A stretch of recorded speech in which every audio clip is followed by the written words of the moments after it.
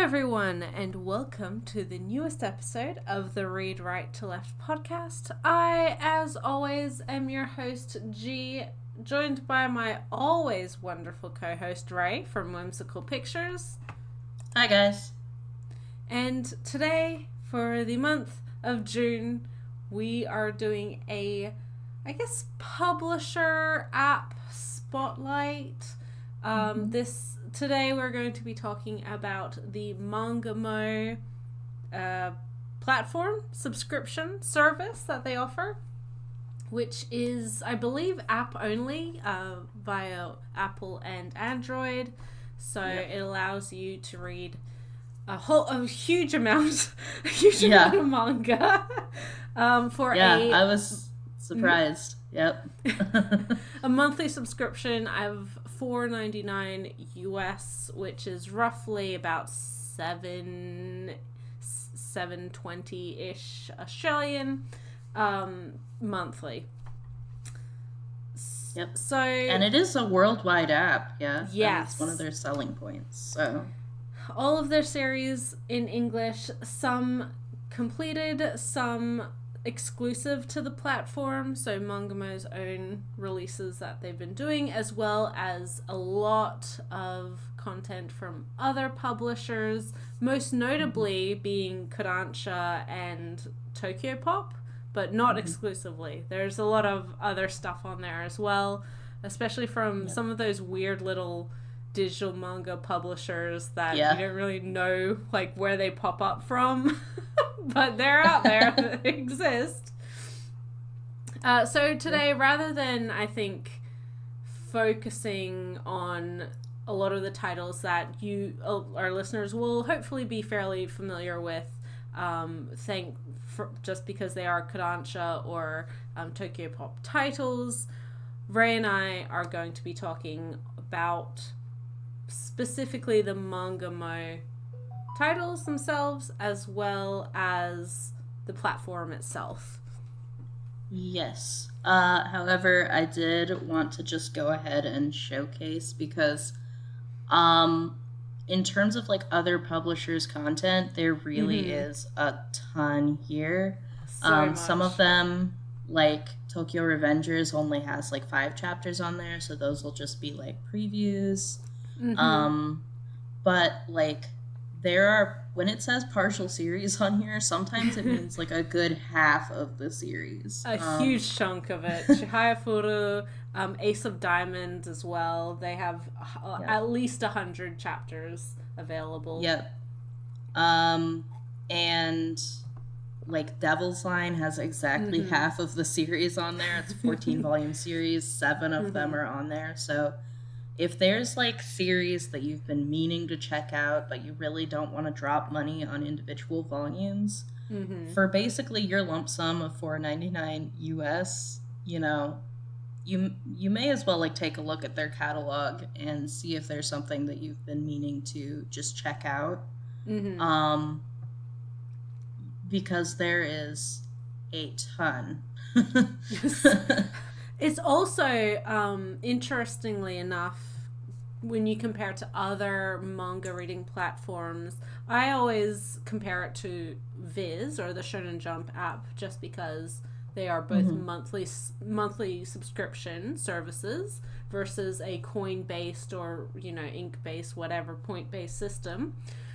Is that there isn't a chapter limit per day in the same way that the Shonen Jump app is. So if you are wanting to read, 200 chapters, 1,000 chapters a day, you are able to do that. They're not gonna kind of bottleneck your service after a certain chapter limit, which is...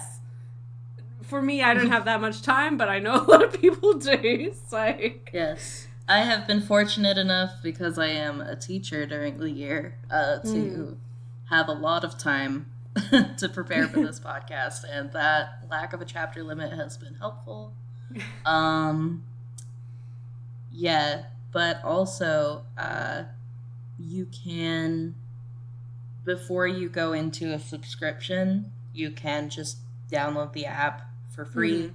Then, of course, you can see what's in their library. But also, There'll be like the first 2 or 3 chapters for a lot of their titles that are just going to be there as a preview, if you aren't sure if you want to pay. So, there's no harm in just grabbing the app and seeing what their library is. Sometimes more. Sometimes like 15 or 20 chapters. And you're like, that's a lot of free content. And they're not necessarily hugely long chapters, but you still get a really good sense of the series itself. Yeah. So, yeah. with that, how about we talk about some of the titles that are on Mangamo? You, I think, did a little bit more reading on this just because you've had a little bit more free time than me, right?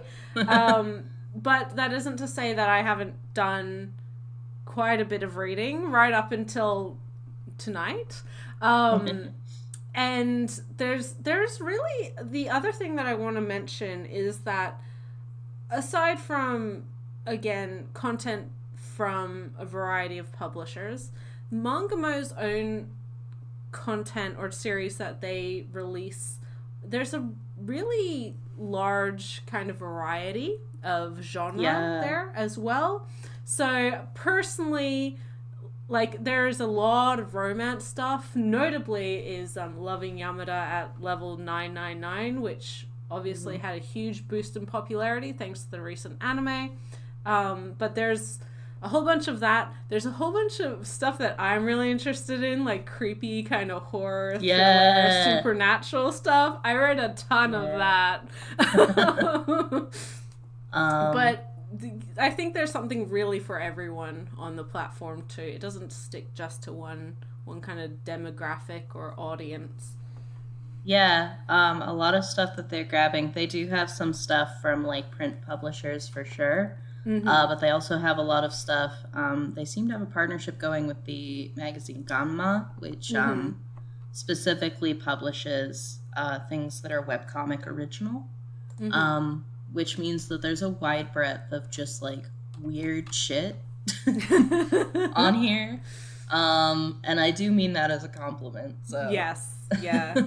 But that said, I thought that maybe we would just start out with some of their big ticket series, the things that they're pulling people in with, the things that they push. Which I thought we could start with what is undoubtedly their biggest series right now, which is Loving Yamada at level 999. I had no expectations going into this. I haven't seen the anime or anything, but I thought it was adorable. It's very good. I admittedly haven't gotten that far into it. There's 5 chapters currently available, I believe up to date to what's been published.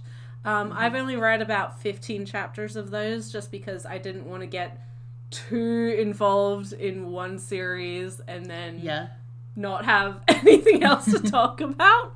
But yeah, I kind of went like short series to, because I had time, right? Yeah. Short series to long. So this was actually like the last thing that I was reading. And I was like, okay, I'll just read like 10, 15 chapters to get a feel for it. I've read 50.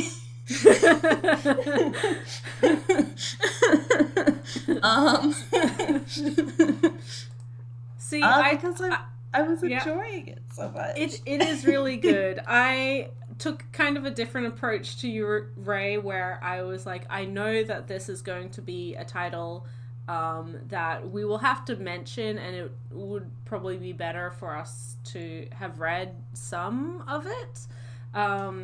Again, just because it is very much within the public consciousness right now, and anime fandom right now.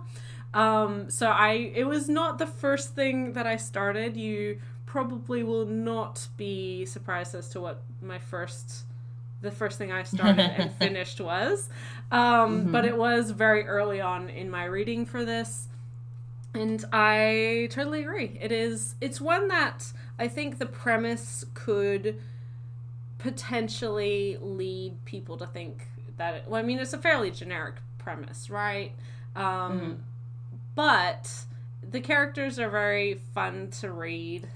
Their dynamic is very fun, and it's just really, really sweet overall. Yeah, so the premise we're talking about here is that we've got this girl, Akane. She's very bubbly, outgoing, like popular girl kind of archetype. She was head over heels for her last boyfriend who got her into this MMO. I forget what it's called, like the long title, but they just call it FOS for short. It's her MMO. That she's sort of a casual noob on, but we open the series with her having just been dumped because her boyfriend cheated on her with someone he met in the game. And so she is down fucking bad. And she has a chance encounter with somebody else in her MMO guild who has the stupidest avatar. And he's just like super mean and standoffish to her.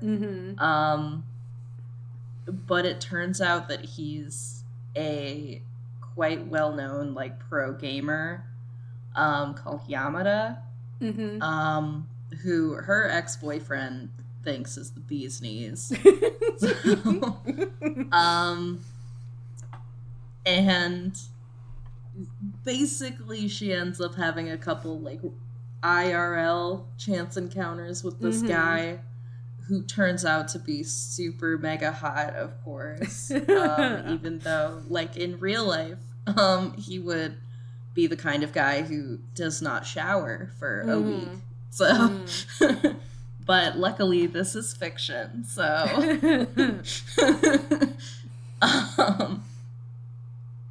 but yeah, and from there it just like they sort of grow closer. Her guild has like an IRL meetup where she meets the like super kind leader of her guild, who is AGIRL guy in real life.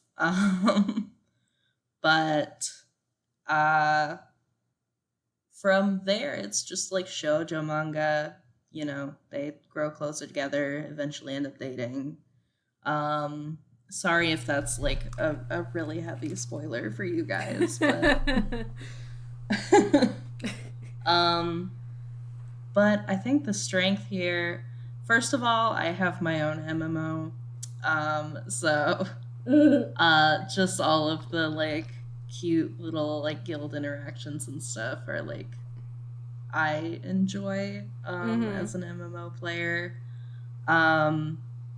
like casual MMO player. So that's nice, but the real strength here is the characters. I really love the main character, Akane, a lot. I don't know if you get like the depths of her character in the first 15 chapters, but there's just like there's a lot of sides to her character. I feel like it really like establishes her well as someone who maybe like jumps in a little too headfirst to things, but like it's because she really does just love making friends and interacting with people. I like that it doesn't try to like shame her for, you know, being a little bit boy crazy or being very bubbly, enthusiastic. But I also love that it doesn't like shame Yamada for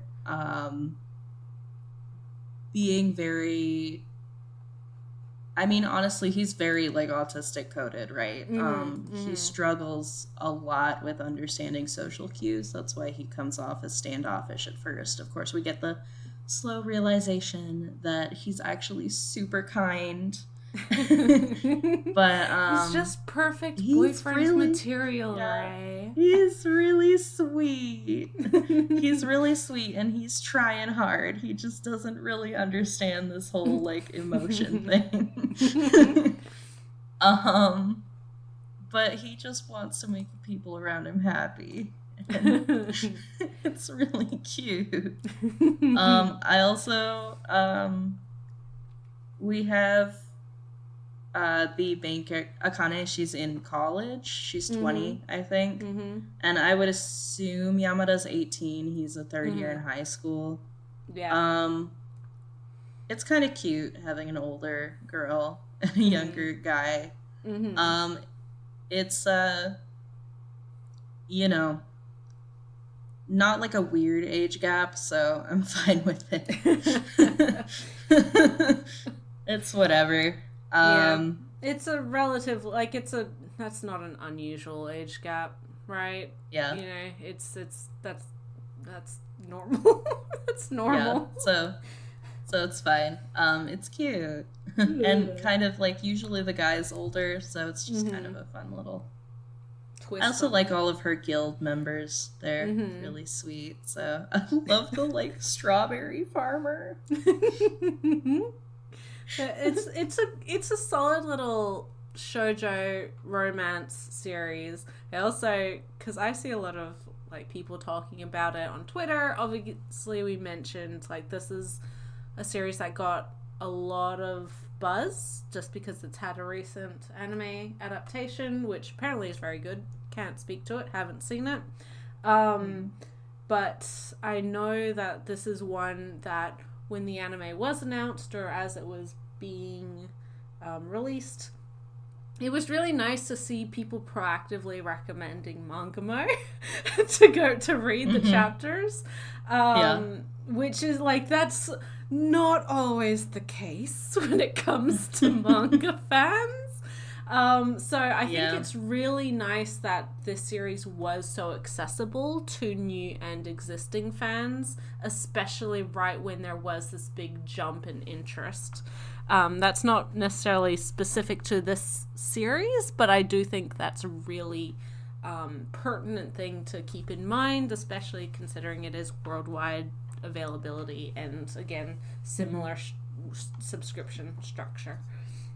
And worth mentioning is that Mangamo keeps hinting at the fact that they are looking into potential print options for this series in particular. Yes, and which would be wonderful. I hope if that is something that happens, I do hope that they consider it down the line for more of their series, because there's some really good stuff on this platform.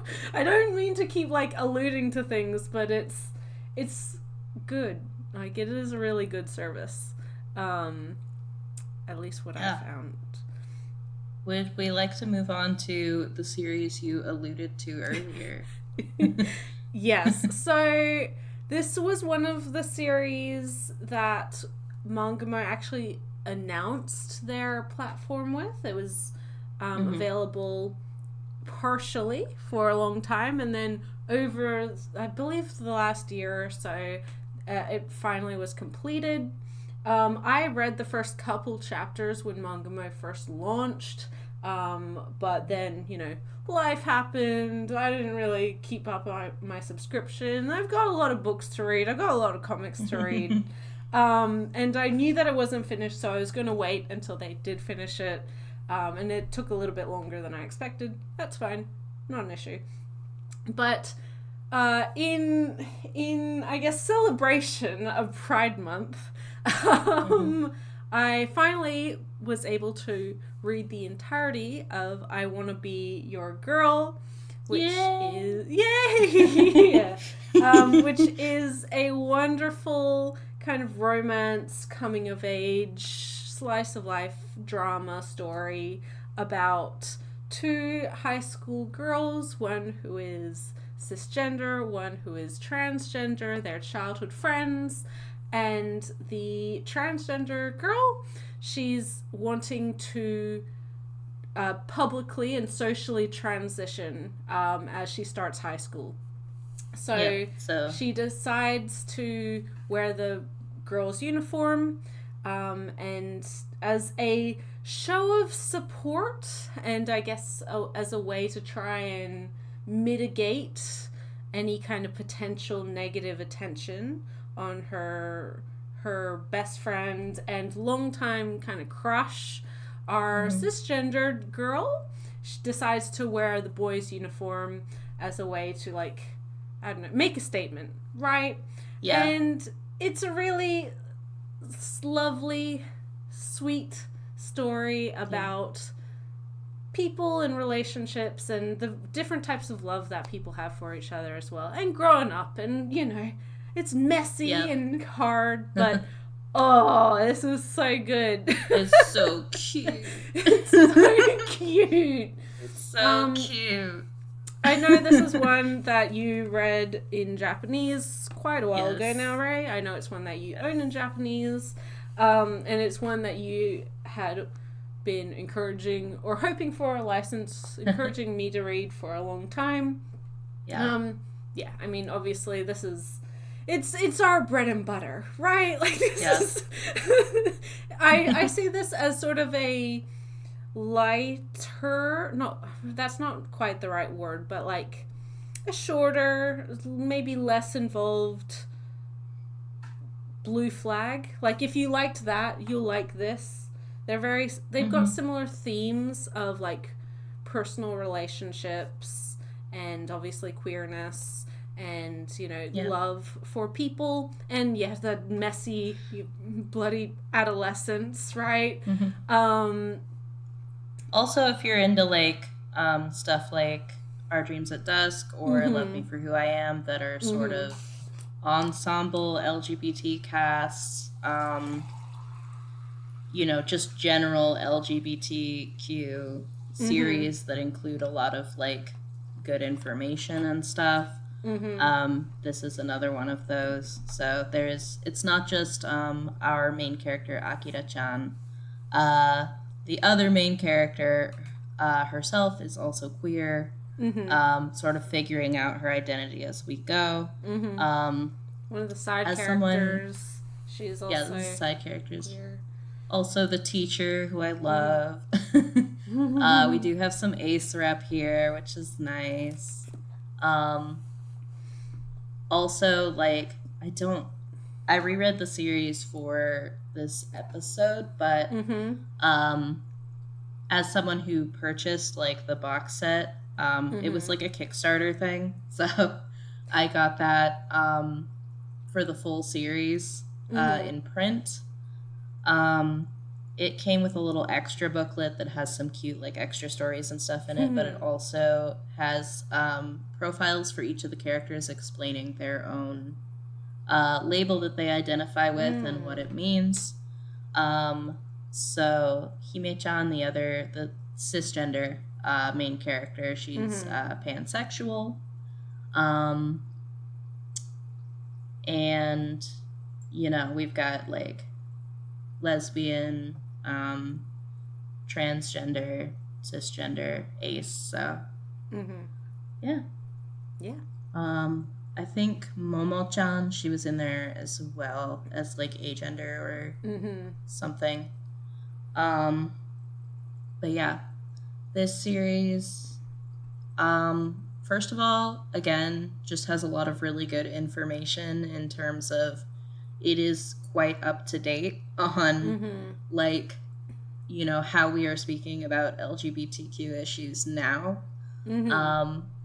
I like that it portrays people in different stages of, like, coming out socially, coming out to their friend group, coming out to themselves. I like that it shows, like, different types of, like, gender presentation. You know, Akira-chan, one thing that she's struggling with throughout the series is that her father doesn't want her to grow out her hair, even though she really wants to. So, like, she gets a lot of people being like, well, why isn't this person even trying to look like a girl? So, and we have, like, another character who's, like, very conventionally cute, who ends up feeling a lot of dysphoria around that because, like, they do want to present very, like, traditionally femininely, but they don't want to be perceived as a woman. So it's nice to see that kind of nuance portrayed, and that idea that there's not like a quote unquote correct way to be trans, right? I really appreciate that. Also, just like the friend group here is adorable. They're so sweet. And they're so supportive of each other, and like they have their little spats, but then they like think things through with each other, and they come back stronger than ever. It's cute. It's really lovely, and I think it's really well balanced as well. Not only with, well, obviously both main characters, Hime and Akira, but kind of the people around them as well. I think it just does a really good job at showing how both of them like care about each other so much, but not necessarily in the same way, and that it's still like those are still important feelings, and it doesn't mean that they're any less important to each other just because of that. It's so sweet and lovely, and the epilogue was also like really sweet and lovely, and I was we end with a marriage. Love a Legibaqua series that ends with gay marriage. We love to see it. And like specifically a plea for marriage equality in Japan, which, you know, we love to see. Absolutely. It's just really wonderful. If you're looking for, I know Pride Month is almost over, but if you are looking for a really strong queer story to read this Pride Month, it's not super duper long. It's only 50 chapters. It is completed on Mangamo.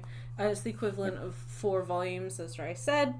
And it's just it's a good time, and especially because we do have this variety of sexualities and gender identities, and it's just really good. It's just really, really good. Yes. Next, I wanted to bring up the sort of more high-profile shonen grab here, which is Memento Memory. Memory. It's like Memento Mori, but with memory. Yeah. With a trying to be clever.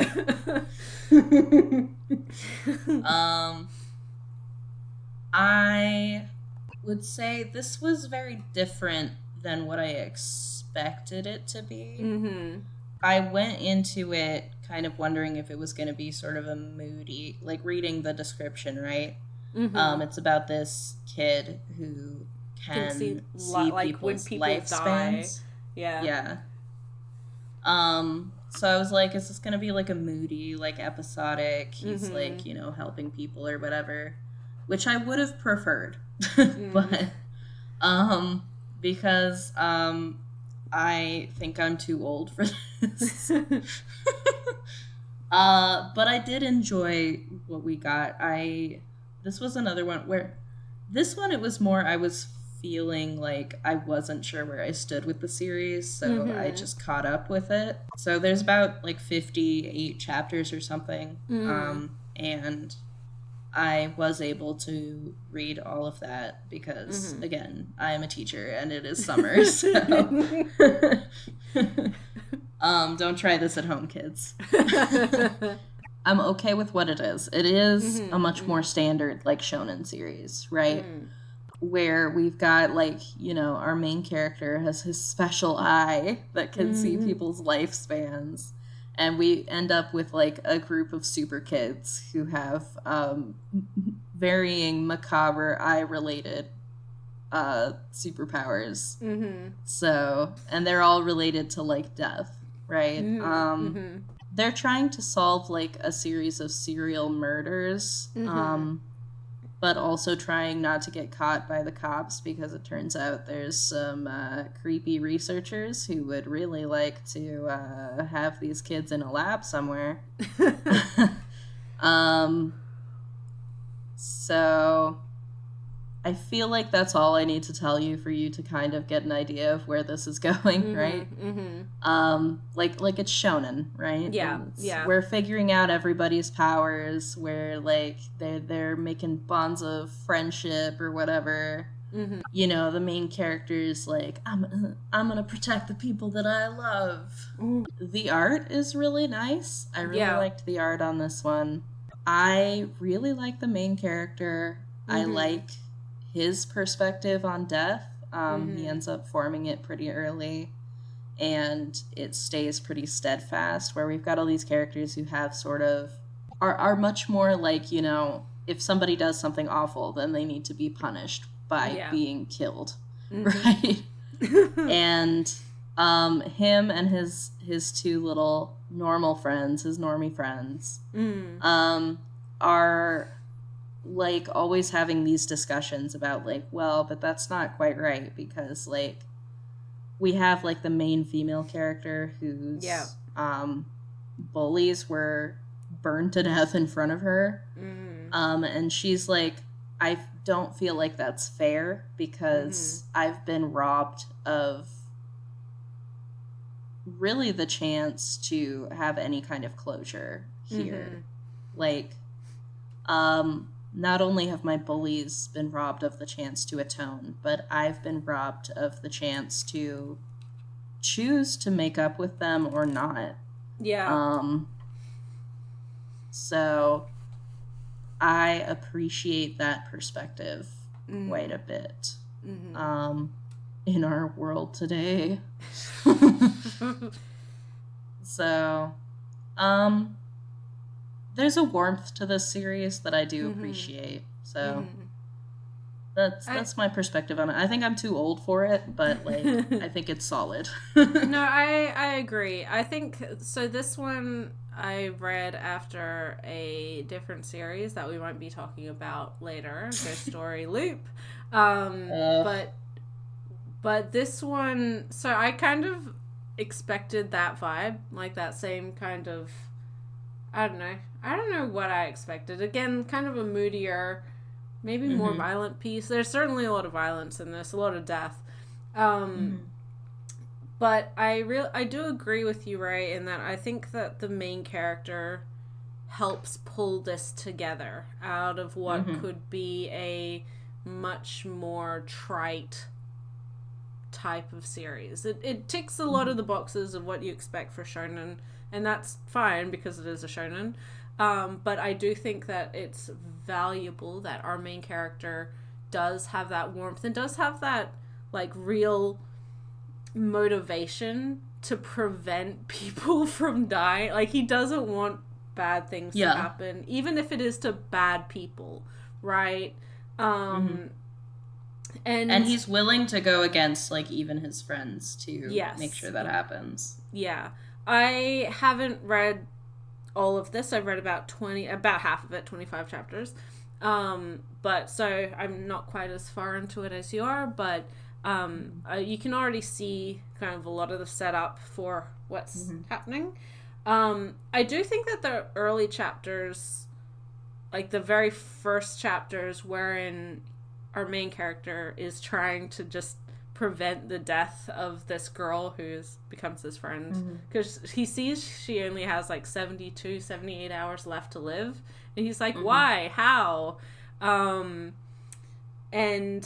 which I have to help her. I have to help her. Like, I can't allow someone else that I know is going to die if I can prevent it, right? Which is like a really, I mean, he's a relative stranger to her. He's new transfer into the school, doesn't know anything about anyone, any of the social like structure. And so I think that that's just kind of like not interesting. It's a really lovely like selflessness. I mean, it's a little bit self-motivated just because he doesn't want to keep seeing people die, or be aware of when people are dying. But it really gives a really strong sense of character very early on. And then when that incident that you mentioned, the bullies burning to death in front of them, happens, the shock of that and being blindsided by that is something that also affects everyone in that situation. Everyone who was like stuck in that situation. It's an interesting approach to what could be, especially again with the main character and his normie support cast. I can't speak too much to the other kids with weird eyeballs. I do know some of them, but I don't know enough about them to speak to their characters yet. But I think they bring that little bit of interest that does bring it to a pretty interesting story attempt, right? Like it's a it's a standard shonen, but it's very good at what it does, or at least it's interesting enough to continue reading it, for me at least. Yep. There are some evil twins. I don't know if you've met them yet, but I met them and I was like, for the love of God.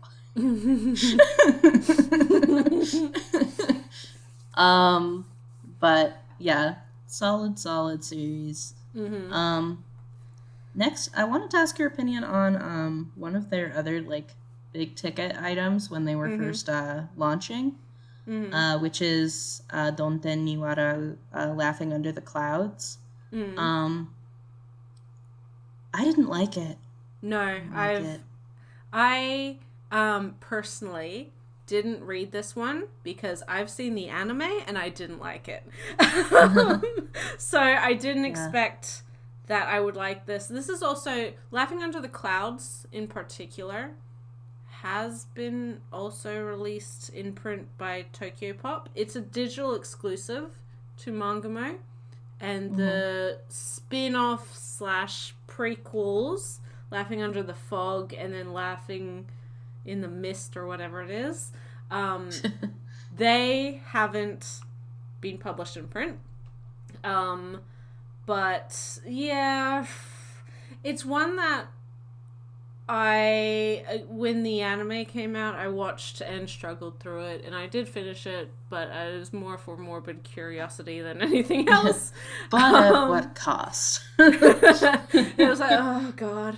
And it's, it kind of, for me, I think it appeals in the way that, I don't want to call it Fujo bait, but it has that same kind of like appeal as some of these middling, not quite shoujo shonen titles that are about pretty boys, and tragedy happens, right? That like girls eat up. And I found it really boring. I didn't like it, and I didn't like so for those who don't know, Laughing Under the Clouds is about 3 brothers who I believe are like, are they in some kind of, are they martial artists? Who cares? They solve problems, or they're swords for hire or something, I don't know.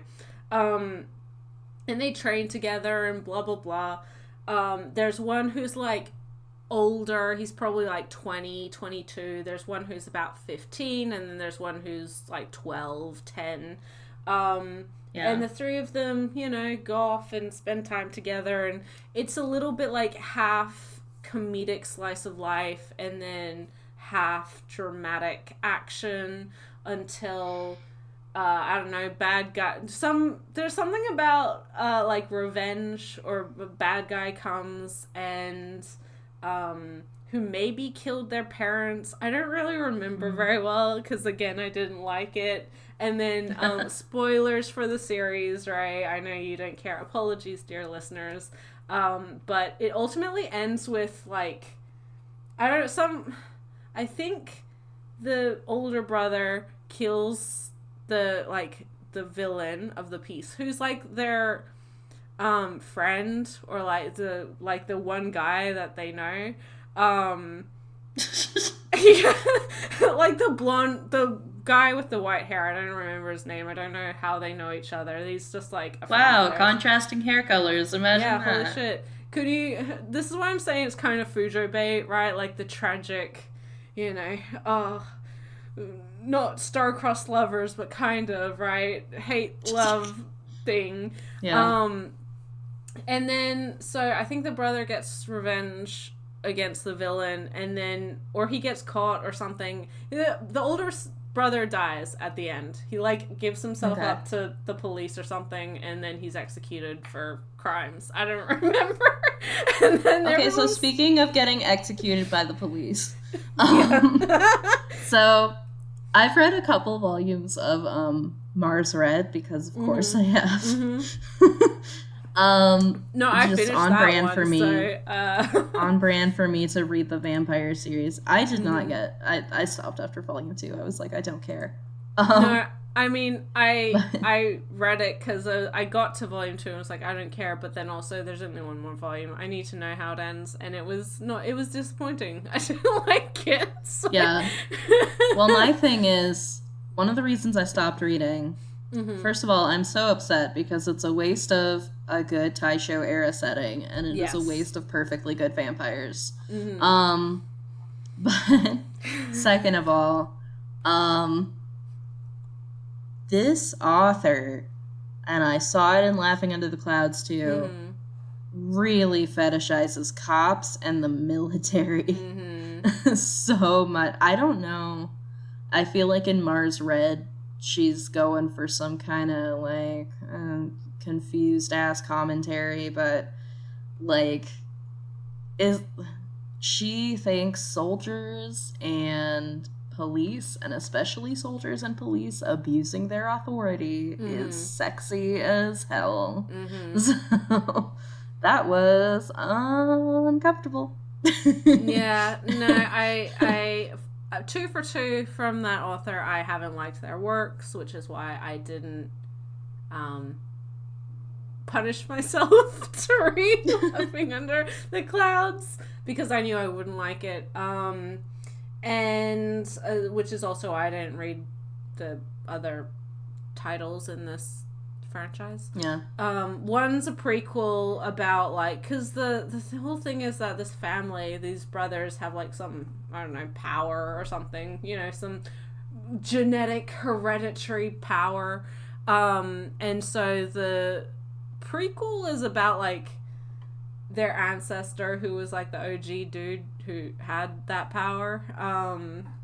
And like his love story, and then I have no idea what this spin-off's about. Yeah. It doesn't matter. Who cares? Next, did we have any more like hype, like big ticket type of series that we wanted to talk to, or did we want to get further into the weird stuff? We'll jump into the weird stuff. Did you want to pick one first? Is one that was also kind of at their launch. Was or is a title. There's not a huge amount of it on the platform, which is a bit of a shame because there's like a lot of chapters. It's a 4-coma comic called How I Lost My Large Intestine. Yeah. Which is about the mangaka basically telling the story about how she lost her large intestine. A lot of just medical malpractice, but malpractice, right? Like just ignoring, not only her downplaying her own symptoms for probably longer than she should have, but also once she got to hospital, not her doctor not taking her complaints seriously, not even looking into anything. Which led to her condition getting worse, and then having to be hospitalized longer, and then struggling to find a specialist, and just absolutely ruining her health. But it's all done with quite a comedic flair. I will say that I did laugh quite a bit.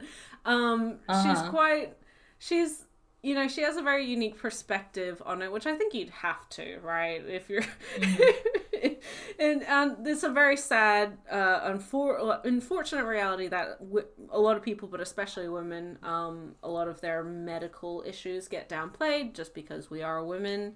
There's only 10 chapters, which is probably, I don't know,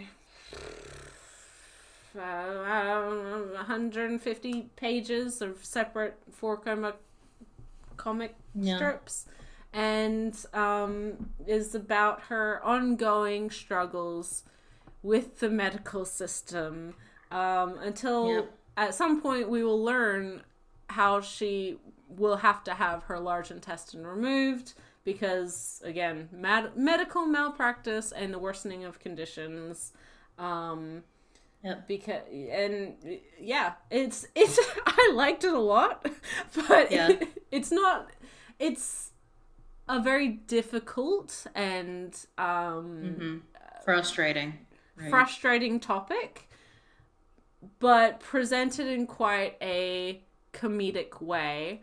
So it's not hard to read, but if you are someone who has gone through this kind of ongoing frustration with doctors and medical staff, then it is that, like, really aggravating and upsetting, like, it's tale as old as time, unfortunately, and that shouldn't be the reality. But I think also in a way that's also a lot of very, like, black humor, right? Of, like, I think people can also relate to, like, oh yeah, I remember when I had the worst doctor ever who just couldn't even be bothered to fucking Google anything, and then he'd Google one thing and get so proud of himself.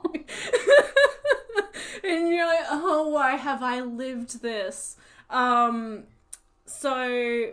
I really liked it. It has I don't know, I mean, the title is self-explanatory, but I also don't know if people necessarily know what they're getting into with that title either.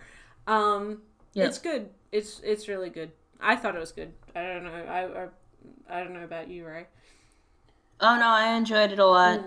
There's a lot of really, really dark laughs in this. I really love the flash forwards that we keep getting to the mangaka now, who's in this, like, seinen, style, like, gritty bar, like, as this mature older lady who, like, goes up to the bartender and is like, I don't have a large intestine. And then the U.S. dude is like, oh my god, the military guy is like, oh, what happened? And they're both the bartender and this guy are just, like, enthralled, and they keep giving her drinks. It's like, oh, here's your Yakult, and it's like, yo, you only have those a day. I've whipped you up something that's perfect for a woman like you. And it's a glass of Yakult. Yeah, it's good. But also, just speaking from personal experience, G knows a little bit about this, but I have a couple people close to me who have specifically had, one of them actually has ulcerative colitis, which is what this mangaka is struggling with, and did have to have their colon removed because of it. The other one, it's not specifically this condition, but specifically that person has had to go through a lot of, frankly, doctors not knowing what the fuck they're doing, and has gone through a lot of years of medical trauma because of it, and had all kinds of complications that they should not have had. And specifically, I think something that this series brings up is, like,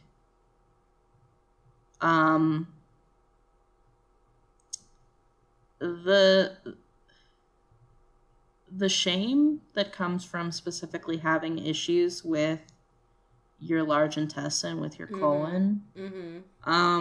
That it seems like something that's, you know, unspeakable. Like, it's not a topic for polite conversation, right? But, or like even that, like, you get people laughing in response to talking about these serious issues that you have, because it's like, haha, poop, funny. But, and it is like, it's hard sometimes to find someone to take these issues seriously. Even though this is a very important organ for just like living, you know? So that was very relatable to me, specifically the levels of not just dealing with medical malpractice, but dealing with your doctor not taking you seriously because you have a quote-unquote gross or quote-unquote funny condition. So I really appreciated her frankness and her honesty with regards to that, as well as just that sense of gallows humor that at this point you really just have to have, right?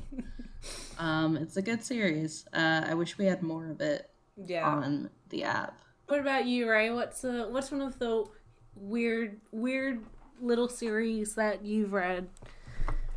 Okay, so this is one of the ones that is getting consistently updated. So it's one that they're pushing to people who like Loving Yamada. But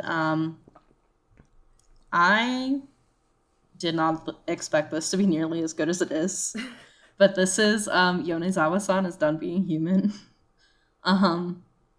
It's 26 chapters. It's caught up, so there's not as many chapters to this one yet as some other series.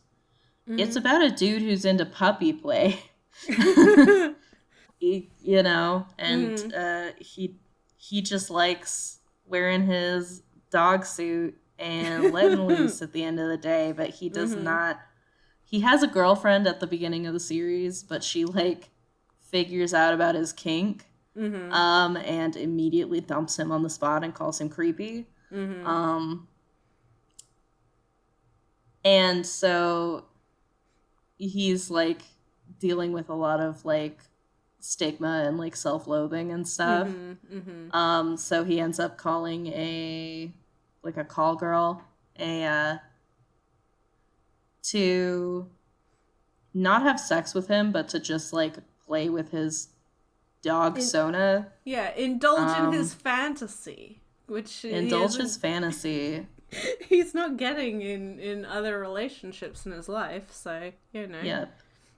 Yeah. This series really does do a good job of portraying like that puppy space. It's like the puppy play subspace. I'm not like part of this community or anything, but it's like I do know that like that sort of experience of giving yourself over entirely to another person, that subspace is like a big thing that like submissives are looking for. And that for some people who engage in puppy play, that is something that they're looking for, is to give themselves over entirely to just being a dog. Just an intense level of trust for in the other person, that they will look after you, right? That's, I mean, part of the whole deal. Yeah, so,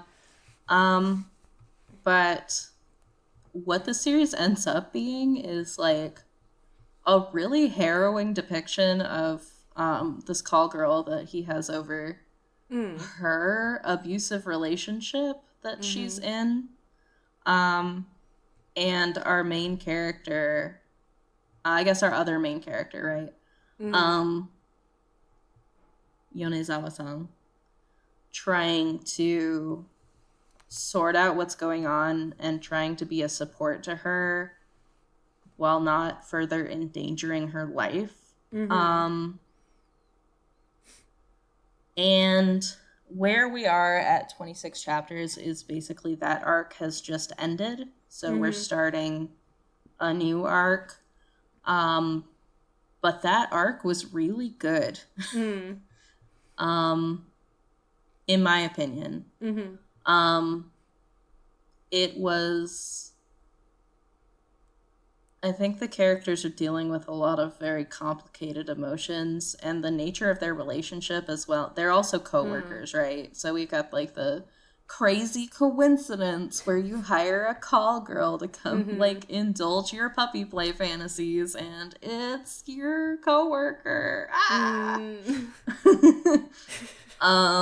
So that's whatever. But it's the double lives that we all lead, right? Like, yes. now he knows her secret, she knows his secret, and then that's a whole nother level of trust because you got to see that person at work. Yeah. And you've got the whole, like, she's the bumbling, like, coworker who always makes mistakes and apologizes constantly. And he's, like, the super capable, like, person in the office, but it's like, you know, when they're in the bedroom, like, you know, he's the puppy and she's the master kind of thing. Of course, it turns out that the reasons that she's so distracted at work all the time are harrowing. Yeah, I just thought that this was really good, like, drama. It was good, and it was quite a realistic portrayal of an abusive relationship. It ended on a weird note, but I think I interpret it as like this was what needed to happen for her to feel like she had closure. But yeah, also the art's super cute, so that's a plus as well. That's true. I agree completely. I went into that one expecting basically like You're My Pet or Kimiwa Pet.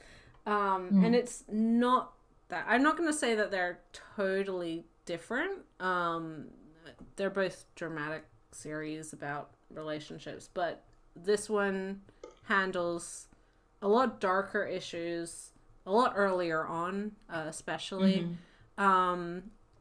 So yeah, I don't know if it's one that doesn't that might dissuade people with the title.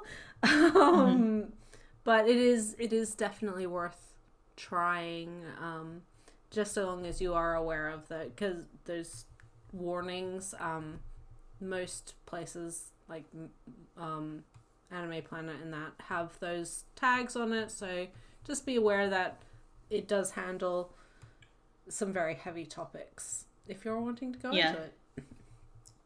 If you're triggered by like domestic abuse content, I would definitely recommend looking up your trigger warning list because there's some pretty harsh imagery going on here. But yeah, I liked this one. I like the main character too. He's cute. You're like a good boy, a good sweet boy. Good boy, both in the human sense and the dog sense. So it works on multiple levels. All right, your go. Pick another one. Pull one out of the hat. I'm again haven't read nearly as much as you have over the course of the last couple weeks, right? But I'll talk about the one that I mentioned earlier, which is Ghost Story Loop. Is that what it's called? Ghost Loop Time? I don't know. Ghost. I don't know. This one is a Ghost Story Loop. I was correct. This one is about a girl who doesn't believe in like curses or ghosts or anything, but her older brother does. And so he maintains like this weird, an online blog about all the weird cursed places, and all the stories around the country. Yeah, this one. And then so she decides, and so he pays her in desserts to go to all of these haunted places to get photos because she's like, I'm not afraid of it. I'm just going to do it. It's like easy cake for me. And when she does so, all of a sudden, like, she goes to one place, all of a sudden weird things start happening to her, and she realizes, or she feels like she's been cursed by whatever was at the creepy well that she was at. And in her desperation, because the curse is like, oh, and you only have like 2 days to live, or you die before midnight of that same day. And in her desperation, she calls basically like an exorcist, who's like, sure, I'll help you, and I will break this curse from you. And so he's able to do kind of a little exorcism thing on this curse, on this ghost, this weird bug thing that is in the well, and he literally consumes the curse. That's how he like disables it. But whilst they are trying to, although they're able to, or he's able to successfully dismantle this curse, she still dies. She still dies before midnight, as was her fate, as was the curse behest to her. But surprise, she wakes up again, same day, that same day. She's stuck in a time loop, and recognizes like, oh my goodness, this is Groundhog Day. And so ultimately she finds out that this exorcist that she kind of ran into was hired by a previous version of herself, in a previous loop, to save her. He's been looping the same day for a very long time. Who knows? Many, many, many, many, many months. And so he believes that the only way to... Well, he's able to successfully break the curse. So she's, after a while, after a couple chapters, she's free from that fate of death. But she has gotten stuck in the time loop with him. So those two are looping whilst everyone else around them is living the same day. Well, they're all living the same day, but no one else is aware of it. And so now various people around them, the childhood best friends and just random strangers, they have gotten cursed by various spooky things around their town. And so now these two are trying to stop the people that they care about, or just people in general, dying horrible deaths from curses. And it was a pretty solid time.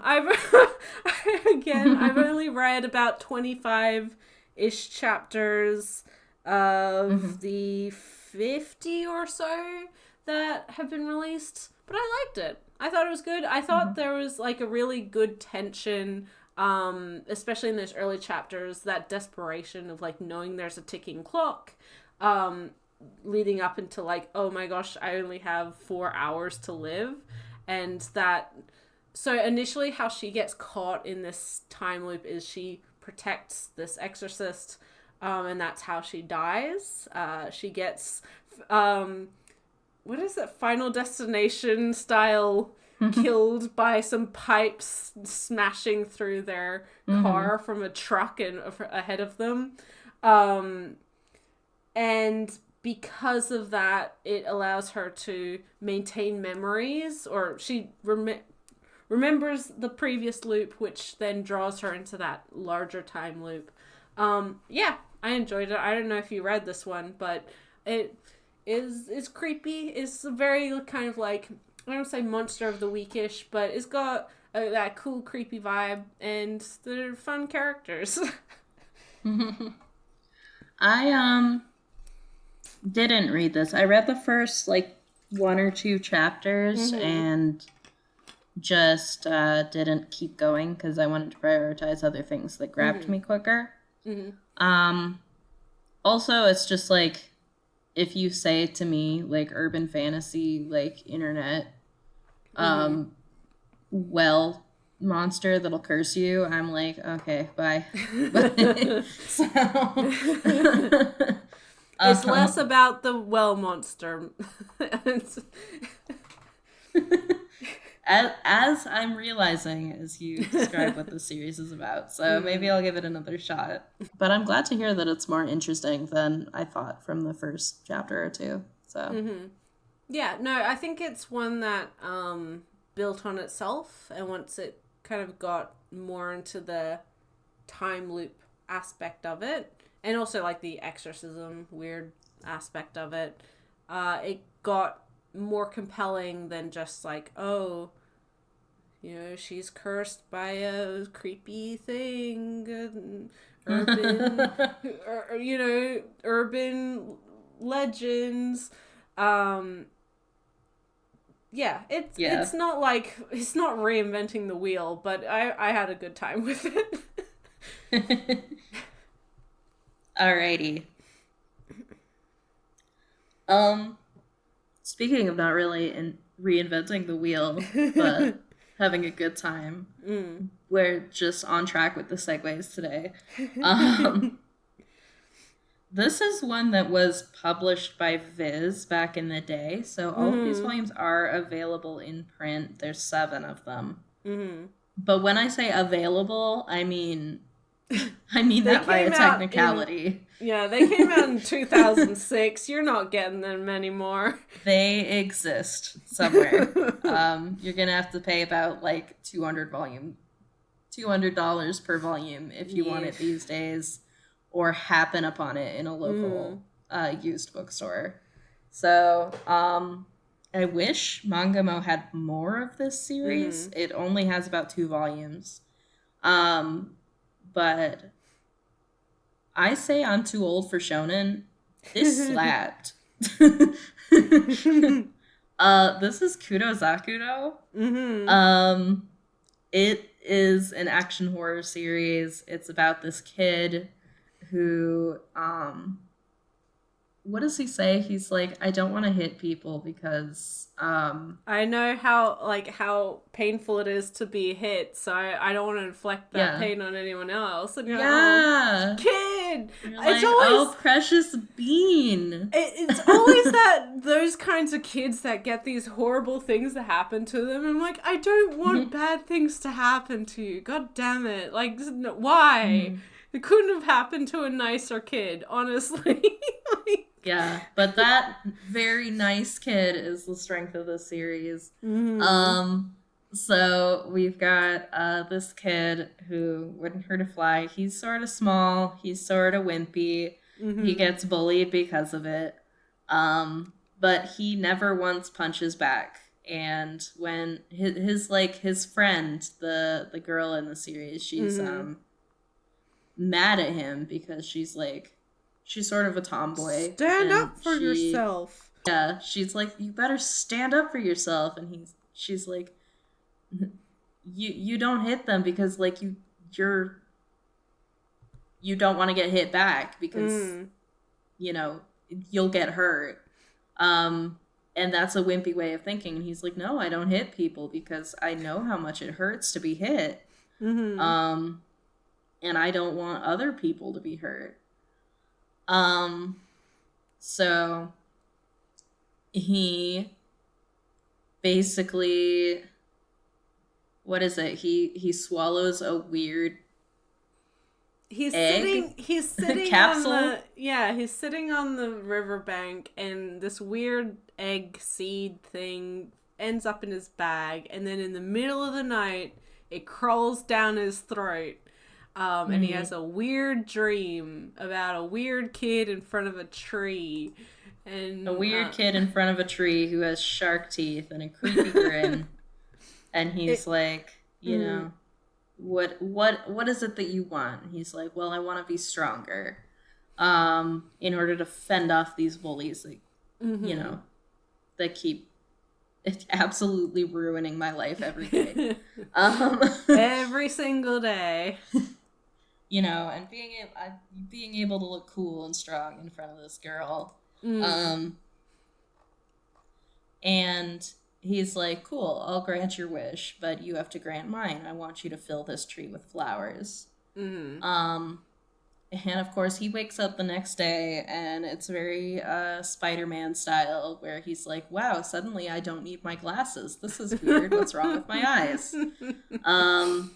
He goes to school, and he has a run-in with his bullies, finds himself getting very, very angry, and breaks some bones, which is something he did not have the capability of doing even if he wanted to before. But suddenly it's like snapping a twig. Interesting. Curious. Curious and curious. Yep. So, who is it he overhears first? I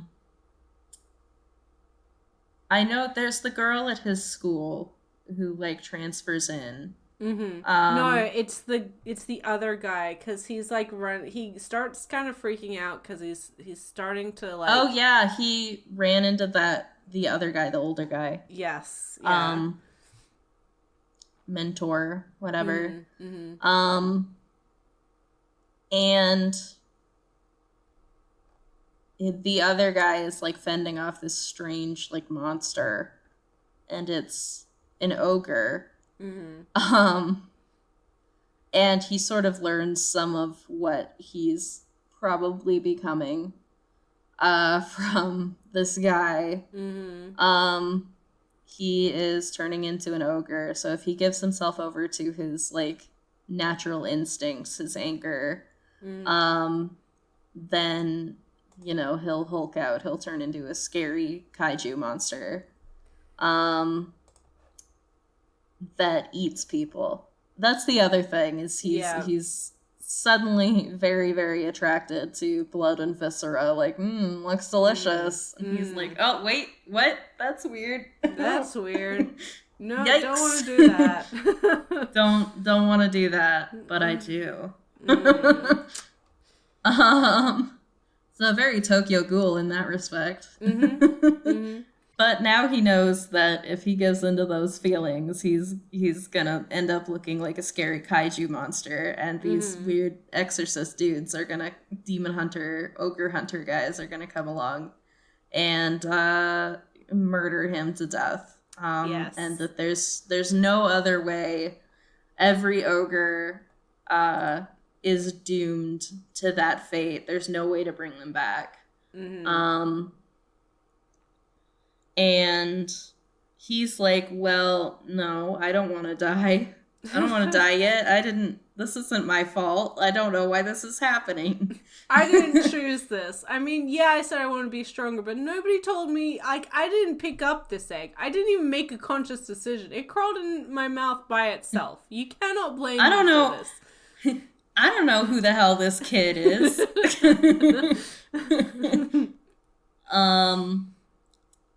And so he's also like, I don't want to hurt the people who are going to be hurt if I'm gone, right? Because he's the sweetest little angel on the planet. So he's like, I need to find out more about what's going on with me. I need to avoid this guy and whoever he's working for.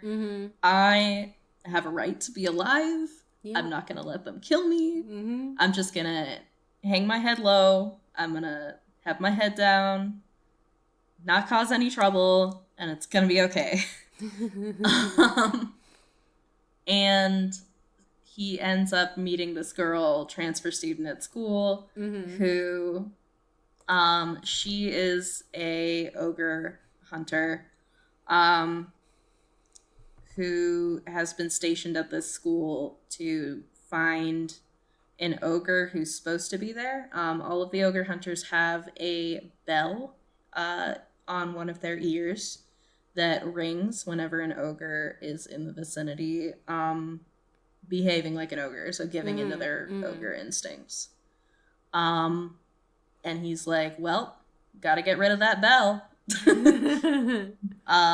But also he like ingratiates herself to her very quickly and is like, I can get information out of her about what's happening to me.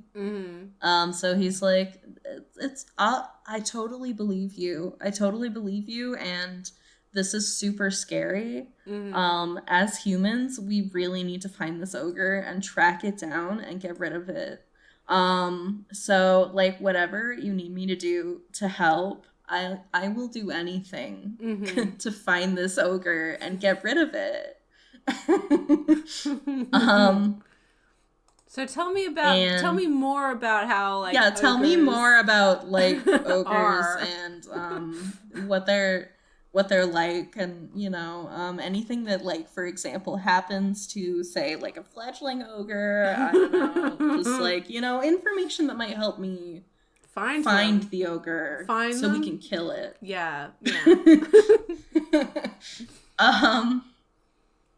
And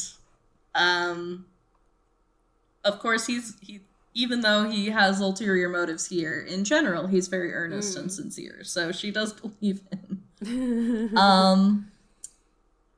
And we end on a cliffhanger where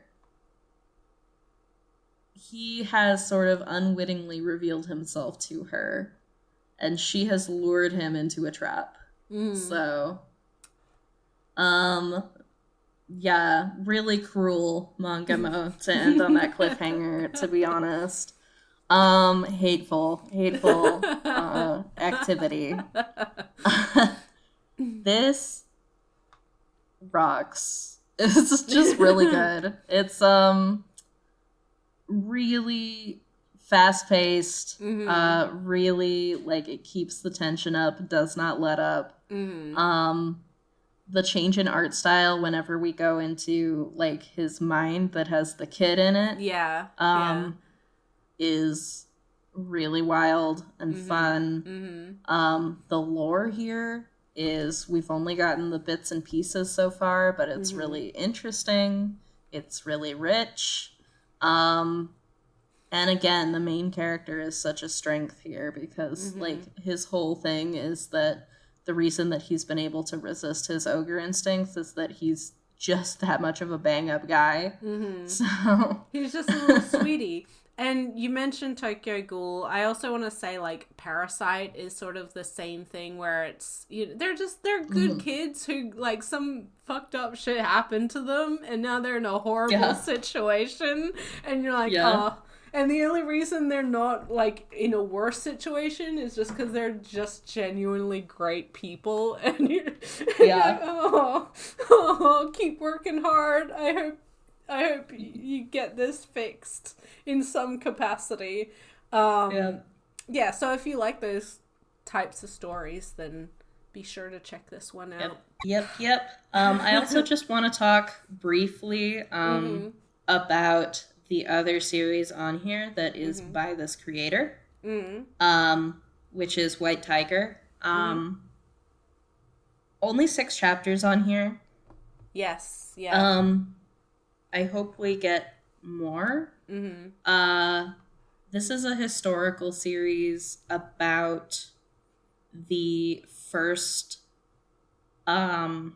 Japanese settlement, not colony, settlement to be established in America in the 19th century. A lot of the characters in this are real people. The main girl is actually, we think, the first Japanese woman to be buried on American soil. This was, I think it's got some weird ideas about what it means to be Japanese, that borders on, like, Nihon Jinron, but, like, I don't think in a way that's consciously trying to be, like, super nationalist. It's not. It's very much just like message. It's just the unfortunate reality. It's just like, this is kind of how Japanese people see. Yeah, this is just the unfortunate reality of the education system. Like, this is just. So I don't think that stuff is like, okay, roll your Mm-hmm. eyes, but it's not, for me, it didn't overpower what is a really interesting topic to write a historical series about. Mm-hmm. Um, and something that I'm quite interested in reading more about. So, yeah. Yeah, Um, absolutely. yeah, there's only 6 chapters, so I don't feel like I have more to say about it. um, basically, there's like an area of Japan that was defeated in war and ended up facing a lot of like oppression and persecution because of that. Mm-hmm. Um, this white dude comes along. What's his name? Schnell. He's real. He's a real guy. Mm-hmm. Um, he is like, I really want to. I think you guys, you have this indomitable spirit. Like, they keep kicking you down, but you keep getting up. I want to take you guys to America, and I want us to build a settlement there that is like a new Anzi province or Izi province. I don't Mm-hmm. remember. And so that's the story, and we get as far as them getting to America and sort of being faced with being, they were a minority population in Japan. Now they're just a minority population who sticks out more. Yeah. So, but yeah, the reason I say that like the Japanese people are special stuff doesn't come across super insidious is that the treatment of we particularly see interaction with Chinese immigrants is not particularly mean spirited. They're also like, these guys are working hard and they shouldn't be facing oppression just for trying to make it here in the land of opportunity. America wasn't what we thought it would be. We can bond over our shared experiences of being foreigners in this land, kind of thing, and being like, wow, it's so cool that they built this Chinatown here where it's like a little piece of their home. So it's like, that's where I'm like, I don't think that the like Japanese people are so hardworking and like special is like means like it's not on purpose. Yeah. It's as innocent as any of that kind of propaganda that you've been raised in can be, right? Like, it's just, it's ignorance to reality that we all have to a certain extent. A blindness to our own blindness. Yeah. Yep. So the last series that I'm going to be talking about is one called Changing Fates, which is about there's kind of self-contained stories. Well, not episodic chapters, but like each 10 chapters is about a particular character. And so it's about initially it's about a guy who discovers this weird like ad on his phone. He's a bit of a hikikomori. He doesn't go to school. He's being seriously bullied and just doesn't really like his life. But when he sees this ad, it's like, do you want the powers of a god? And it gives, and so like, sure. And it allows, it kind of like gives you a gacha got power, which you choose. And then, so initially he gets the power to like affect water in any way that he wants. Yeah. And which he quickly realizes like is real and is affecting the real life around him. And so growing corrupt on the power that he has been given, and with the knowledge that he has, the ability to get more powers in exchange for a fee, to which he does not know what the fee is. He decides to keep getting more and more powers to just better his life. He also is put in contact with the support line, who is this dude who's just like very mysterious. It's like, oh yes, I don't know what the fee will be, and what kind of life do you want to create for yourself? And so he basically, like, he gets this power to affect anyone, or like any living thing. The ability to not persuade them, but like be desirable or whatever to them. And then he has another power to go into people's minds, or he starts getting some really sinister powers. He has one to accelerate time to any individual, and so he starts ruining his bullies' lives, or not even his bullies. They're just like popular people that he doesn't like. He starts a relationship with a girl in his class who's affected by this, pheromone power that he has, and ultimately he makes a bad decision wherein, because he has the power that for his anything he imagines to come true, he accidentally kills his girlfriend when he gets like pissed off that her politician dad is like, stay away from my daughter. And so he desperately tries to keep like rolling the dice, try and get a resuscitation or revive from death power to bring his girlfriend back. He's the king of the school, basically. All of his bullies are, have been transferred away or were turned into old men or whatever else he did to ruin their lives. But he very quickly, he starts to get very forgetful. He doesn't really remember everything. And it is revealed at the end of it all, he's not able to become a god, much to the support line's dismay. And so payment comes due, and that payment is all of his memories. And in like a Chekhov's gun style, the item that he initially chose in his gacha style of initial power is indicative of like the horrible fate that befalls him.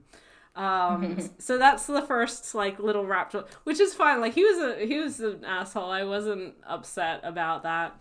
But again, this is very much kind of a Death Note style of like power corrupts and ultimate power corrupts ultimately, right?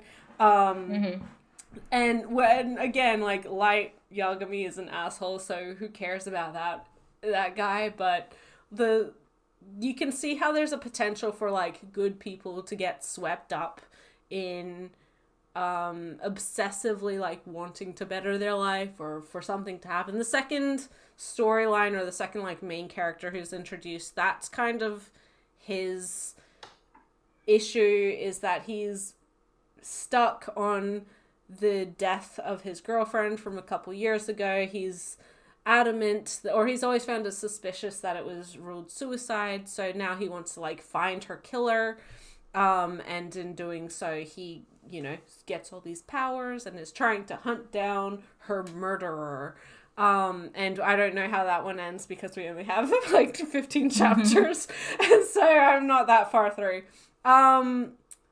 It's I think if you like, again, this kind of deal with a devil Faustian story, and I think that obviously with this somewhat episodic or self-contained storylines, you can jump around between a lot of characters, a lot of character personalities, and there's a lot of potential here. The series itself is complete at like 65 chapters, but again, we only have 15 on the app.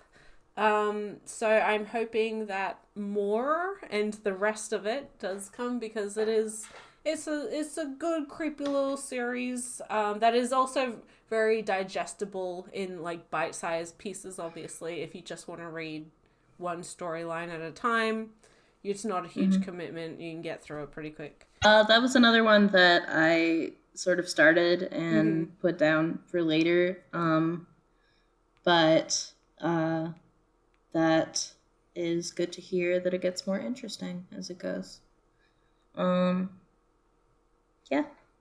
I still have a handful to talk about, so I'm going to speed run them. Okay? I've read so much. Okay. Easiest one to talk about because it's entirely wordless and it's only 6 chapters. We have Byakko, White Tiger. Oh, yeah. This one's just pretty to look at. It's really beautifully drawn. There's no story to it. No, it's just tigers. It takes like 10 minutes to get through the whole thing, and it's pretty. So, next one. Let's go. I Am the AI. I don't know if you read this one. No. It's 9 chapters. I think in all it's only like 11 or 12, so it's just missing like the last little bit. It's based off of a novel. But this is about a girl who has basically, she's a super genius, right? Her brain works at incredible speeds that other people's brains can't process. So they bring her in to try to solve their issue that they're having with an AI that is going haywire. The AI turns out to be the sort of, there's an author, this girl, she processes things so fast that she can read an entire book in like a minute, right? So she's read like every book in her city. She's constantly looking for new books to read because she doesn't have any friends. Other people don't understand her. Her only friends are her books. You know, you've heard this story before, right? Yeah. It's very Matilda energy. But they lure her into this project because it turns out that one of her favorite authors, who has continued to put out books and has a new one coming out, actually died a few years before, and they have replaced him with an AI that is educated on his novels. And so they bring her in because this AI has started to go haywire. And she goes in and she is able to have a conversation with the AI like nobody has ever been able to before. And what it tells her is that she needs to upload it onto her phone and escape because there are government officials who are trying to use the AI for nefarious purposes. Government officials would never. And she has fallen in love with this AI at first sight. So she decides to go along with what the AI is planning. And we get, epic chase sequence ensues. She and this AI are, from that point on, sort of buddy cop style, trying to figure out what the conspiracy is, why they created this AI in the first place, and why it seems that this AI has split into 2 versions of itself. One that is the one that she has on her phone, and the other one which seems to be evil. So, this is just, it's really fun. It's fast-paced. The characters are likable. Really strong art. Sort of reminiscent of Chika Umino, which is why I say, if you are a fan of Eden of the East, this is gonna be a fun one for you in particular, dear listener. I wasn't expecting anything out of this one because I don't usually go for like AI stories. You give me something called I in the AI, and I think like video girl I. I'm like, this is going to be some sort of like sexy fantasy AI girlfriend. It is not. This is just a really well-paced, fun thriller, and it's based on like pretty like up-to-date like info and research about AI and like implications that we're looking at AI having right now. Yeah. In between the chapters, there's also sort of little informational pieces written by the author about different aspects of AI that they have researched for the series. And that stuff's also really interesting. So I do recommend this one. Next one. Let's go. Conditions of the Wicked. This is about this is probably a series that I think you would like, G. It's caught up with 14 chapters. So this is about a group of people who have all been invited, you know, to a creepy mansion by a creepy dude who calls himself Dante because whatever. But the thing here is that they all have, you know, it's a thing where they've all committed some sort of terrible sin in their past that they don't want anyone knowing about. And what I find to be really engaging about this series is that each of the characters is really fully formed. We really delve into like their pasts and their reasons for doing things. Again, it's another one where the main character is just super likable because he's a genuinely good guy, despite the fact that he's, you know, done something horrible in his past. And we really get like between the characters, instead of there being this fierce competition among them, we get like a really sweet like found family dynamic among like hurt people just seeking out connection. So I would really love to read more of this. Okay, next one. Let's go. We'll do the other horror ones, I guess. The Voice of Tsukumo. These are like series that I think you would be into, G.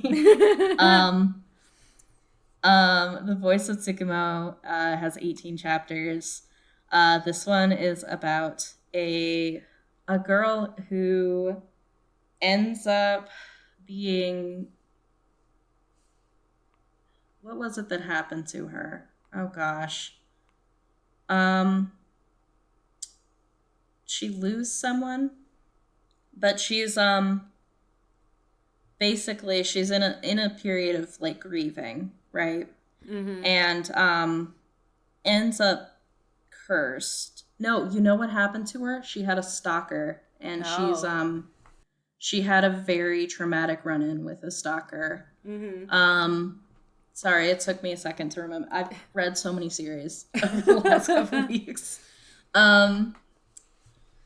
Yeah, so she had a traumatic run-in with a stalker that has left her afraid of everyone, especially men.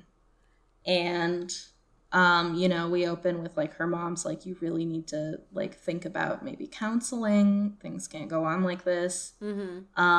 But she's not there yet. She's very much, like, wallowing in, like, her pain and her hurt and her fear. And her fear, as things do in Japanese horror, starts to take form. And she is being chased by this shadow. And just as it seems about to consume her, she is rescued by a mysterious silver-haired man. Who pulls her through the cracks in reality and takes her into a weird upside-down world that is really cool to look at. The art here is a lot of fun. And he explains how the world is full of these beings called Tsukumo that are spirits that attach themselves to objects that have significant history to them, that mean things to people, which is a concept that you see again and again in Japanese folklore, right? And she, in order to get out of this like weird upside down world, she has to find one of her own Tsukumo, which means she has to go into her past, which is something that she hasn't been wanting to think about lately because of this traumatic experience that she's had. But basically, the objects from her childhood and the love and familial bonds that are attached to them end up rescuing her and allowing her to return to her life. And from there, she ends up trying to help other people who are afflicted by muck of their own and helping them to find the Tsukumo who will help them out of their situations. Very good. Next, we have Kanata and Konata. This is 23 chapters. It's about a teenage girl and her, like, first grade sister. Their names are Kanata and Konata. Konata, the little girl, the first grader, ends up... Basically, they both can see ghosts and yokai. But the older sister doesn't... Like, she pretends that she can't. Which her little sister doesn't understand. She's like, you know... I know you can see these things, and I'm not crazy. Everyone says I'm crazy and I'm a liar, but I know that you can see them too, right? They are young Natsume Takashi at 2 different stages of his life, is what you're saying. Exactly, yes. Unfortunately, these yokai aren't quite as friendly. Oh, no! So, Konata ends up... she ends up finding this bizarre black fish that talks to her. And it wants her to gather the 5 pieces of its body from shrines around town where it has been sealed with chains. So, and she's like, yeah, I'll do it. Because she's 6. Oh, no. And that always she's leads 6. to good things. Yep. And so Kanata, the older sister, is like, I can tell that this fish is bad news. But I also don't want to deal with my little sister's stupid bullshit. And she's got ish of her own. She ends up getting in this rather toxic friendship with a girl who, of course, turns out to be afflicted by yokai of her own. And that ends up distracting her for a while from this fish business. And things go from there.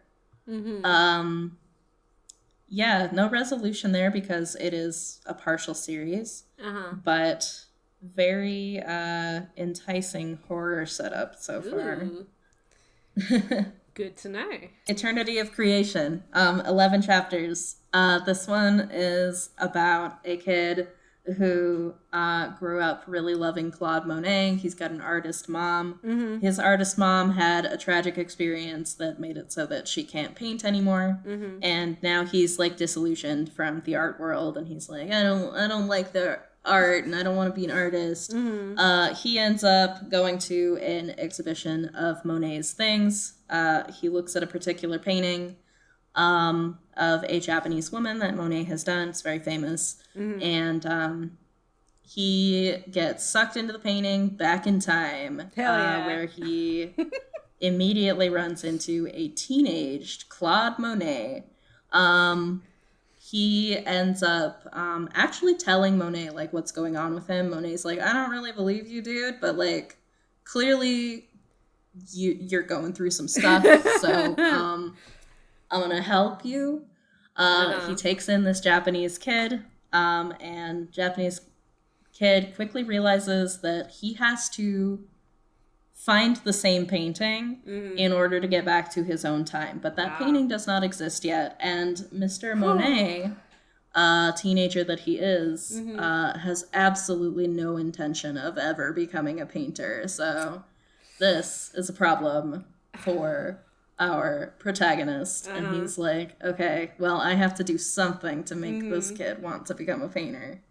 So we're basically just following him through Monet's life, and that's pretty cool. Okay. Last one. Last series. Last one. Okay. This one was a complete surprise. Did not expect to like this one at all. It's really sweet. Department of Demon Resources, 28 chapters. This is about a little demon named Yggdrasil. You see her on the cover and you're like, oh god, this is gonna be one of those Lolicon series, but it is not. This is about this little demon girl, Yggdrasil, who is the leader of level 7 of a video game style dungeon. But she has just been demoted. Well, it's not a demotion. She considers it a demotion, but it's actually just a transfer to a different department. She gets put in the Department of Demon Resources, which, of course, dungeon full of demons. This is the Human Resources Department, but it's called Demon Resources. This is so sweet.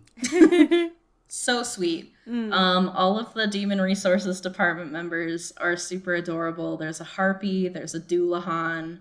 There is a gay minotaur. Hell yeah. And their boss is a slime.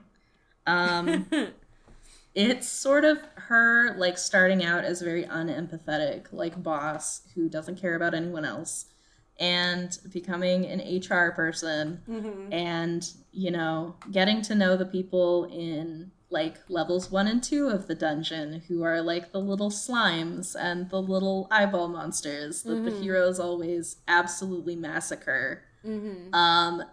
And realizing that she really actually has a knack for HR once she,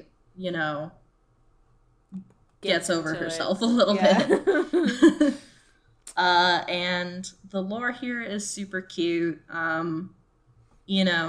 Every once in a while I find that video game lore to be charming, and this is a case of that. Recommend it. Lots of cute little monsters, fun lore, likable characters, very sweet and funny. I laughed a lot. Okay. Very good. On to the questions. We have questions from 2 people. Thank you very much for sending them in. So at Sunlit Lake asked, as what we kind of answered this already, as to, is there an overall common vibe to the kind of manga they have? Is there a particular genre or theme that they specialize in? Or is it all very generic and random? I wouldn't call any of it generic, but there's a lot of randomness to it. There's a lot of random. A lot of random. There's also stuff that's really, really good. Hopefully we've talked a lot about a lot of them. But there's also stuff that isn't, necessarily worth reading. A lot of shorter series, a lot of, I've read some of the one-shots. I did find them good, but some of those titles from, like, the really, really tiny, weird digital publishers that just license anything and get a really poorly paid, translator and letterer to kick something out, they're not going to be the best. But you certainly do have a huge amount there of all sorts of genres. And I would say, considering the Ganma partnership, it does mean that you do have a lot more. And obviously with our tastes, we went into a lot more of those like supernatural horror suspense types of stories, but that, and just weird kooky stuff that you wouldn't necessarily see on a platform that's tied to a specific publisher necessarily. But yeah, I think you can find pretty much anything for anyone on Mangamo. It's I will say there's quite a few that are like dangerous game type of like group of people being brought together for some sort of death game kind of thing. Yeah. There's a lot of those, but I think there's just a lot of those in webcomics in Japan right now. So. Yeah. It's hitting its stride in the same way that Isekai was doing 5 years ago. It's just, we haven't seen the turnover quite yet in English print publishing, but it's happening and it's happening fast. Other questions in general, all kinds of things. Other questions from Stories on Shelves at Storage Shelves. We spoke about hidden gem licenses and the stuff that we've read on the platform, as well as how the app compares to others like it. It is really nice having the subscription service versus the points or ink or, whatever it is, coins, stuff that K-Manga and Manga Up and those sorts of platforms are doing. Yeah. But again, that's just... I think... a product of Japanese publishers versus ones who are familiar with the Western market. It's very line manga energy. Yes, yeah. If we could talk a little bit about like UI and our experiences with like the apps, like UI and the reader. I was expecting it to be like super janky, like not nearly as smooth as something like Shonen Jump, but I was pleasantly surprised. I was actually, I liked it a little bit more than Shonen Jump just because, I read on Jump, I also read on Manga Plus, and sometimes it's a pain to like get from one chapter to the next chapter just really easily. That is not an issue on Mangamo. I was so thrilled. Navigation is quite easy. Yes, once you're in the chapters. I didn't...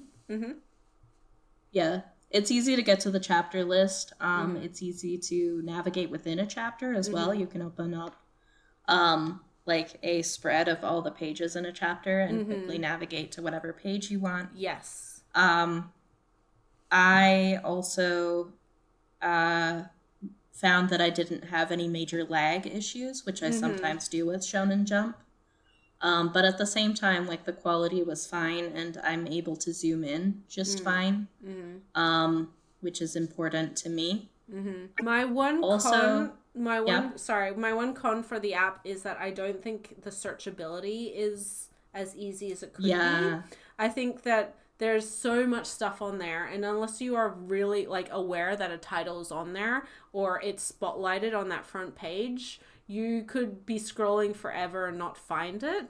And it also, like, I wanted to just look at Mangamo-exclusive stuff. There's no tag for that, which is one of the ways that you can break down the larger catalog in the searches, and so I was a little bit like, I have to go through like every genre tag and find the ones with the Mangamo little dot on it, which was annoying. It's not like obviously it's not a make or break thing, but I do think that that's something that can be improved in the future, hopefully.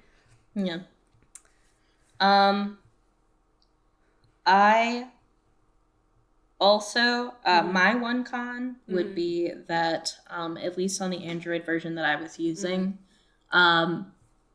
you can't like rotate the screen into a landscape view for 2-page spreads. So all 2-page spreads were split in half, for me, which is very annoying as an art appreciator.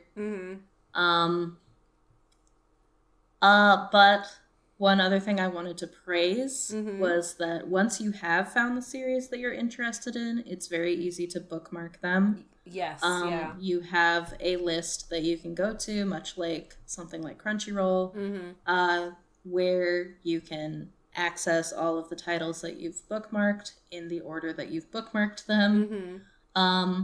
And also, once you start reading series, it keeps track really well. Yeah, it keeps track really well. You have a reading list of the stuff that you've started and are in the middle of, and you also have a completed list for titles that you are caught up on or have completed.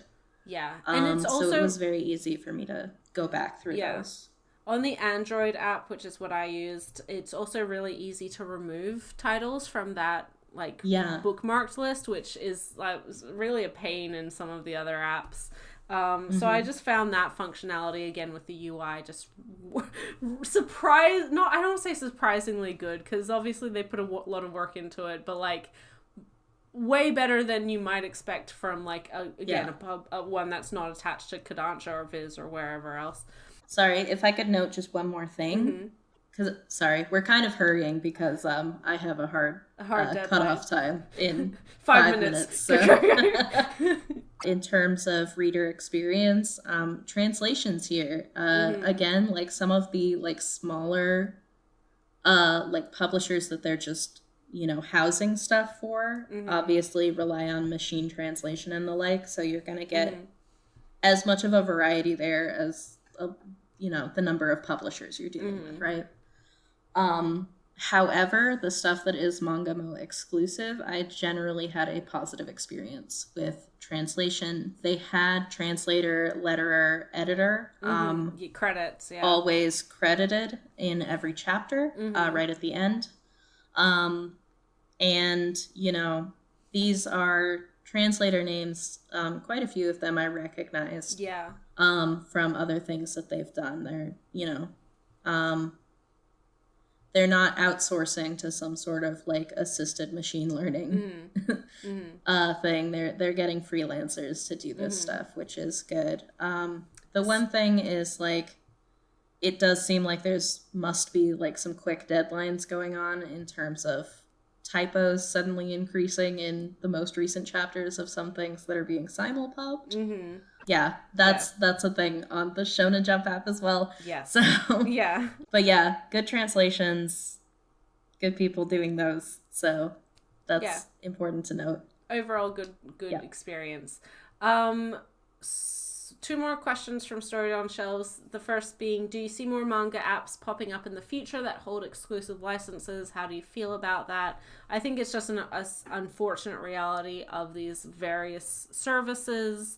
I do think that considering the amount of content that you get and that Mangamo isn't tied to any particular publisher, it does. And if you're wanting to read the digital Kodansha stuff that was ripped out of everywhere else, this is the place to do it. I do think that as more platforms rise and fall, it means that we will lose some titles and stuff that is licensed exclusively to places. Again, unfortunate reality of capitalism, all steamrolling towards platforms that kind of are competing directly with each other and aren't as well thought out as the Viz's and the Mangamos of this world. But I think, to conclude, the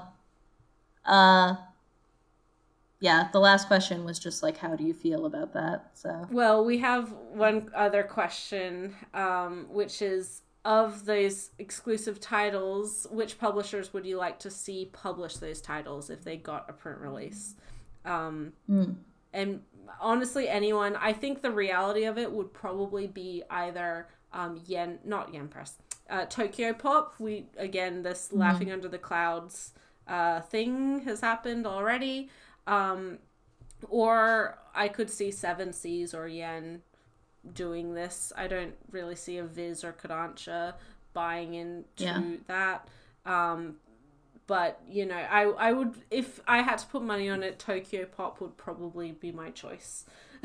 Or like what I think is expected. Yeah, that's the most probable. Or, if Mangamo ends up doing this print thing with Loving Yamada and it works out for them, we could see like print on demand or something like that happening. Yeah, which would be good, because I'd want some of their titles, especially because we talked a lot about a lot of titles. Yep. Sort of last note here, just reiterating, the fact that you mentioned Mangamo right alongside Viz and Shonen Jump, I think is a good place to end here. I was going in expecting this to be like a weird, obscure, garbage UI kind of app, to be honest. I didn't think there were that many titles on it. turns out this is a really solid app with a lot to offer, including quite a lot of really interesting exclusive titles, but also an excellent opportunity to try out series that you've been thinking about from a variety of different publishers. And like UI is solid, translations are solid, like to the point that we can mention it in the same sentence alongside, you know, the forerunners in this space, which is Viz. So by far and away. It's really nice to see a, I guess, independent manga subscription service like this.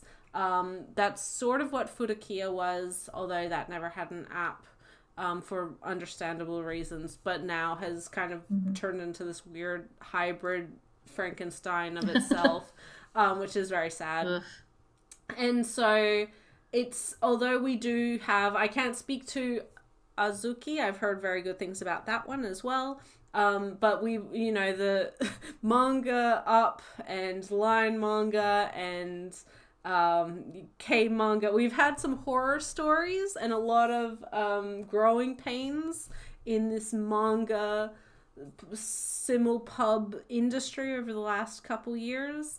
So it's nice to see like a total, I don't want to say nobody, but like a team that isn't tied to a major publisher just do such a good job and really, I think, respond to reader and fan, not demands, but criticisms and expectations for this sort of thing as well. And with that, we've come to the end of our episode. Thank you all so much for listening. Next month, Ray and I are going to be doing Heart of Thomas, which is a very special series spotlight for Ray's particularly, but it's a classic of the shoujo era, 70s shoujo, and one of the forerunners of BL. So be sure to send your questions in if you so have them. Thank you everyone who did send in their questions this month. We really appreciate it, and this was such a wonderful experience. It's not one that we get to do all the time, but it is really fun when we do, although it is a lot of work on our end. If you did enjoy this podcast episode, be sure to follow us either on my YouTube channel, Simply G, where you can listen to the podcast there, or listen to it as a audio episode on Spotify, Google Podcasts, Apple Podcasts, all of the major podcasting platforms. You can also find me on social media, on Twitter specifically, at that's GEE_reads. And be sure to follow Ray on all of her social medias, including her Whimsical Pictures YouTube channel, as well as her Twitter, Whimsical Pics, that's PIX, all one word. And thank you so much for listening, everyone. I will catch you in the next episode. Bye till then.